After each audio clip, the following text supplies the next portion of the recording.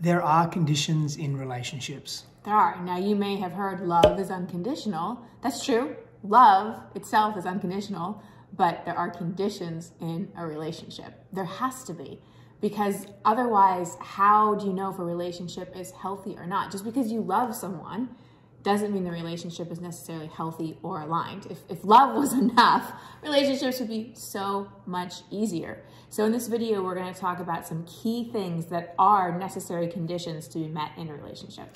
I remember a mentor saying to me once, starting that love is not enough. And in my youth, I thought to myself, this person's wrong. Love has to be enough. There has to be, because I really held on to this belief that because of my upbringing, witnessing my parents not being in healthy communion and connection and intimacy, I thought to myself, there has to be this thing where love is all there is, and if you can just tap into that, then that will be enough. But yeah, and at times it is, but for a long-term sustainable relationship, it's not. So let's talk about some of these conditions. So the first one is that there has to be shared values. Now, you can be with someone that's different than you. Steph and I are very different in many, many ways. We have different belief systems. We have different ways we go through the world about certain things. But our top, I would say, 3 to 5 core values are the same. So if one of your core values is growth, for instance, you're really into personal development, growth, consciousness, and that's not a shared core value of your partner, that's going to create a lot of friction, a lot of growing apart in the relationship. So shared values, again, you can be different, you can have different interests, different, like there can be some friction and tension, that's healthy in relationship. But if you don't have shared values, the relationship's going to go like that. So that's number 1, shared values. Yeah. And number 2 is really knowing each other's past and each other's history. This is imperative. I know what Christine has moved through in her past. I know some of the pain and the trauma that she's experienced.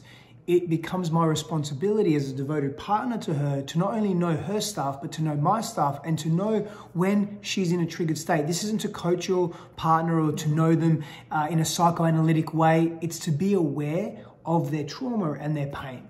Because if you don't really understand your partner's wounding, their childhood issues, their triggers, you're just going to be a button pusher and you're going to be insensitive to them and they're not going to feel safe in the relationship.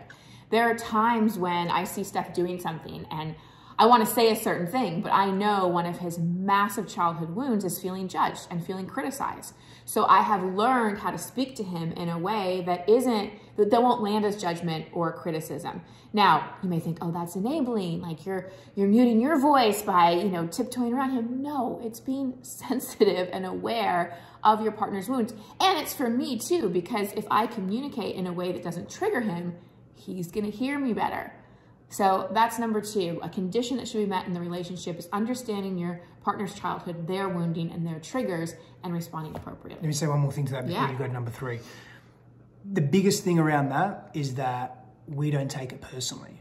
So if I see Christine and in that moment I can say, oh wow, I think she's upset here and there's something underneath what's actually being expressed. Not only do I understand her behavior, I don't take it personally, therefore I don't become reactive and I don't continue to feed into the trigger that you're experiencing, and vice versa, of course.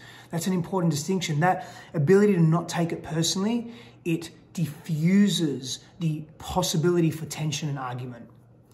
Next one, we're going to number 3. Yes. Number 3, you got to track the linear of my brain lately. Number 3 is creating agreements in your relationship, not expectations.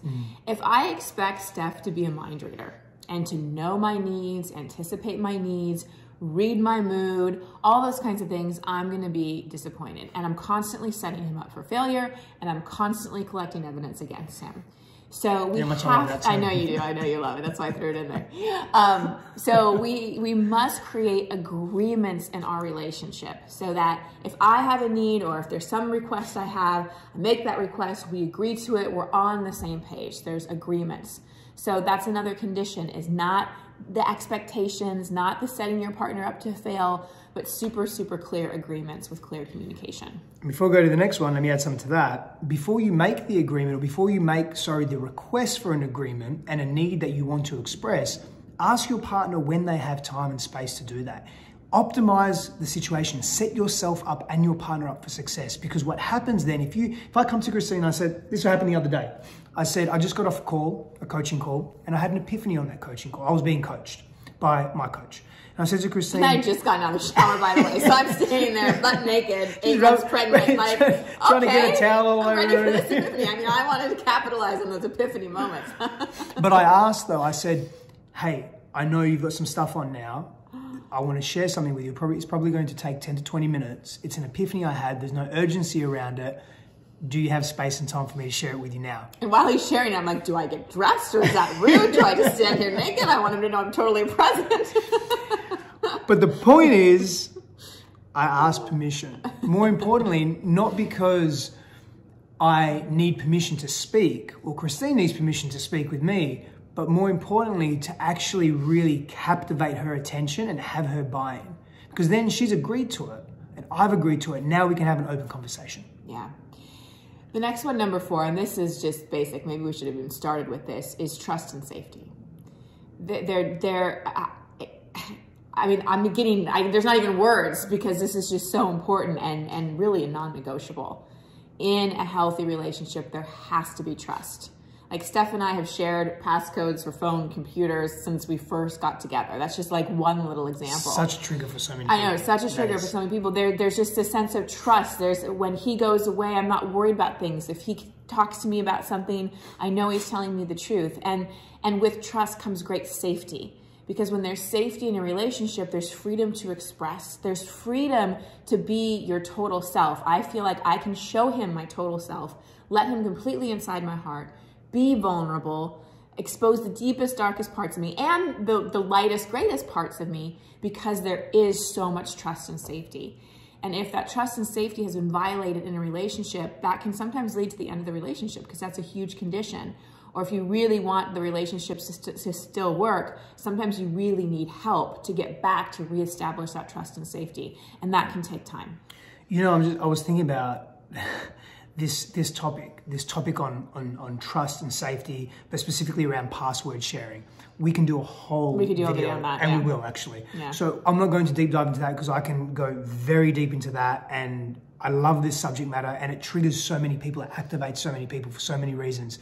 And let's pause there and let's go to the last one. Yeah. And the last one is for me, it's an understanding that you share and have with each other, and that is that you know that your partners are not your parents. And now that may seem really obvious to us, like, of course you're not my parent, because if you were, then you'd be my parent, and you're not, you're my partner. And logically it doesn't make sense, but what we do is unconsciously we project our parents and our relationship to our parents on our partners, because they are so representative of those early childhood relationships. Yeah, we want our partner to give us what our parents never gave us.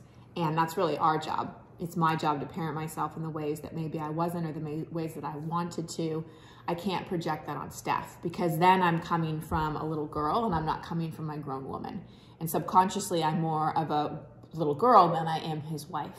So that's another condition. Really own your stuff. Learn to reparent yourself, so you're not expecting, back to expectations, you're not expecting your partner to heal your childhood wounding. So while we said earlier, being aware of it and sensitive to it is one thing, but projecting onto them to be the mom and dad you never have, no. I feel complete. Oh, okay, great.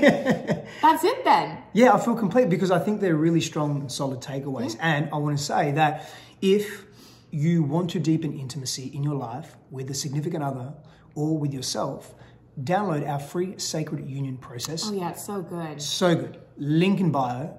Super, super easy to follow, and could just be quite transformative for you. Should we tell them the link too? Do you have a link?